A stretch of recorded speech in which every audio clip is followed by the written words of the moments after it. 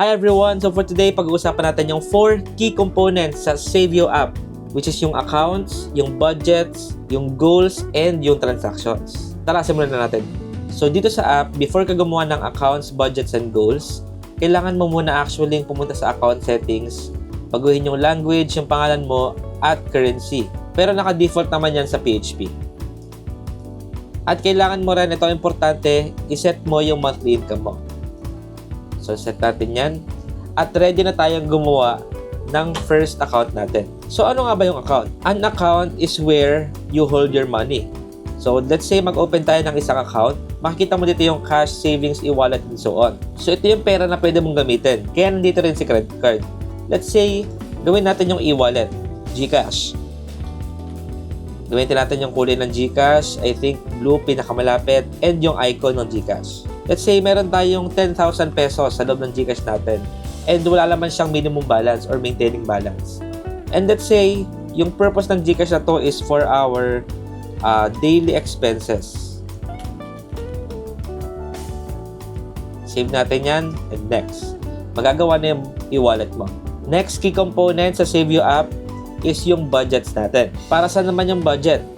Budget is ito yung pinaplano mo buwan-buwan na kailangan mong bayaran. So, try natin gumawa ng budget. Let's say, buwan-buwan may binabayaran akong Meralco. Tapos, gawin natin siyang orange since yun naman ang logo ng Meralco. Gawin natin parang electricity yung icon. And sabihin natin, ang budget ko sa Meralco ay 5,000 per month. Tapos, ang ipambabayad ko sa Meralco is yung GCash ko, usually. And monthly ko siyang binabayaran, let's say, every 10th of the month ko siya babayaran. Tapos, gusto kong i-remind ako ni Savio kung babayaran ko na ba yung Meralco ko. So, gawin natin yan. At nagawa na nga yung budget natin.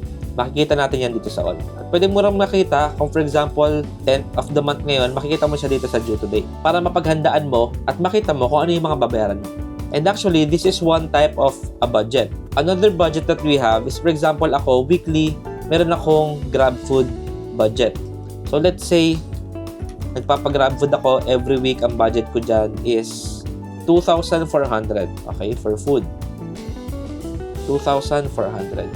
Yan yung pag tinatamad ka magluto, yan yung pagkakagastusan mo.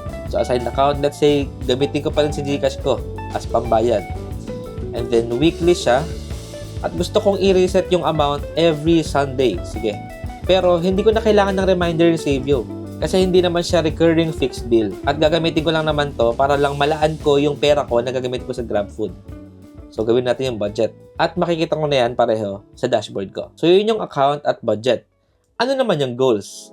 Goals, ito yung mga pinag-iipunan natin at gusto nating bayaran.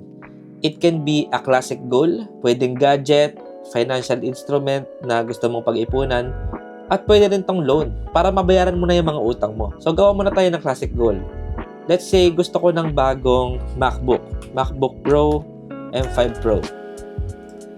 Kasi ako gusto ko talaga bilhin yan. Gawin natin color black. Ayan. And then, heart. Okay?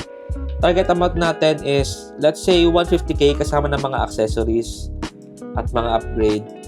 Current amount natin, wala pa tayong nasisimulan talaga dito, so 0 pa lang. Pero kung may nasimulan ka ng pera na sinasave mo bago mo gamitin si Savio, ilagay mo lang yung current amount dito. And then, aside account, saan natin ilalagay yung pera na maiipon natin, since GCash pa lang naman yung account natin, doon natin muna siya ilagay. Pero I highly suggest, kung meron kang mga ipon, ihiwalay mo talaga ng account. Gumawa ka ng bank account or gumawa ka ng GCash savings with their partnership with CIMB if I'm not mistaken. So let's say, gusto kong ma-target yung MacBook Pro, gusto ko siyang mabili within 6 months. So bilang ako ng 6 months, let's say June 20. Okay? Yan na yung goal ko. Makikita natin dito kung magkano yung kailangan mong iset aside para ma-hit mo yung goal mo na 150k in 6 months by June 20. Kailangan mo daw mag-set aside ng 25,000. Pero, pwede ka rin mag-set ng monthly budget mo. Kunwari, willing kang mag-ipon ng 5,000 per month. So, by June 16, 2028, mabibili ko na yung MacBook Pro. So, ako usually, target date talaga yung gusto ko. May set na kasi akong timeline sa utak ko. So, ito yung gagamitin ko. Okay? Pagka-create natin, makikita natin yan dito. So, yun yung tatlong key components. Account, kung nasan yung pera mo. budget, yung pinagkakagastusan mo, goal, yung pinag-iipunan mo. Ngayon, we need to make sure that money actually flows. Sa nangyayari yung flow of money? Nangyayari yan through transactions, which is the fourth key component ng Save You app.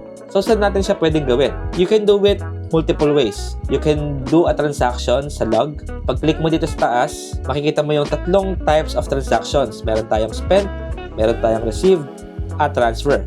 Doon muna tayo sa spent. Spent, basically, gumastos ka. Let's say, 500 pesos na grab food ka, Jollibee, ilagay mo sa grab food. Tapos, usually naman Gcash gagamitin mo. Let's say, Jollibee. Ito, totally optional. Depende sa'yo kung gusto mong buguhin. Actually, ang pinakakailangan ng sa'yo dito is yung amount tsaka sa ang budget mo siya kukunin. Save mo yan.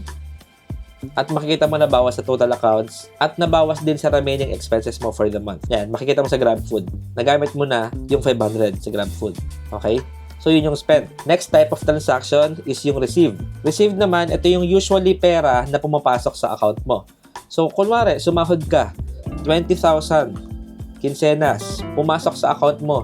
Saan mo nilagay? Sa Gcash. Yun lang yung kailangan mo piliin, save mo na. At madadagdag na yan automatically sa accounts mo. Next type of transaction, mag-log ulit tayo, transfer naman. Now, we can transfer from account to goal, from goal to account, and account to account. Ito yung pag-transfer natin normally ng pera. Let's say, magsasave na tayo ng pera para sa MacBook Pro.